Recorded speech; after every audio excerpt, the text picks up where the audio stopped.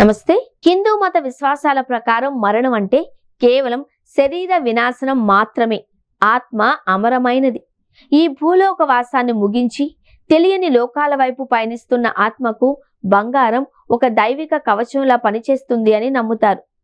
గరుడ పురాణం వంటి గ్రంథాలలో పేర్కొన్న విధంగా ఈ పవిత్ర వస్తువుల స్పర్శతో ఆత్మ ఏ విధంగా మోక్షాన్ని పొందుతుందో, యమధర్మరాజు పాశం నుండి ఎలా విముక్తి లభిస్తుందో ఇప్పుడు చూద్దాం.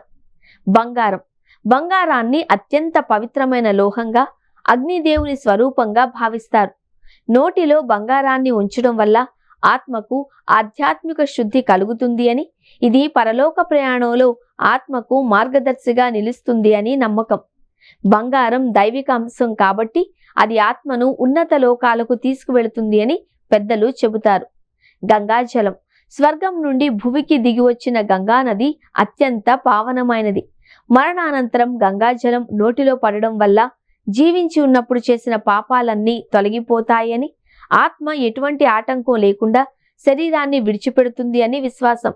ఇది దుష్టశక్తుల నుండి ఆత్మకు రక్షణగా నిలుస్తుంది. తులసి మహాలక్ష్మి స్వరూపం మరియు విష్ణుమూర్తికి అత్యంత ప్రియమైనది.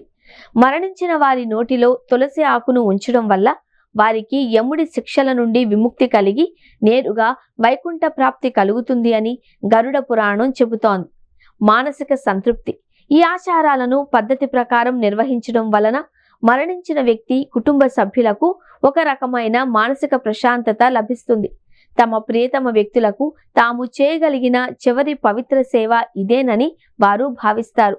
వేల ఏళ్లుగా వస్తున్న ఈ సాంప్రదాయాలు కేవలం మూఢనమ్మకాలు కావు. అవి మన సంస్కృతిలో మరణానికి ఇచ్చే గౌరవానికి ప్రతీకలు. తెలియని లోకం వైపు సాగుతున్న ఆత్మకు శాంతి కలగాలి అని కోరుకుంటూ చేసే ఈ పవిత్ర కార్యాలు మన వారసత్వ సంపద.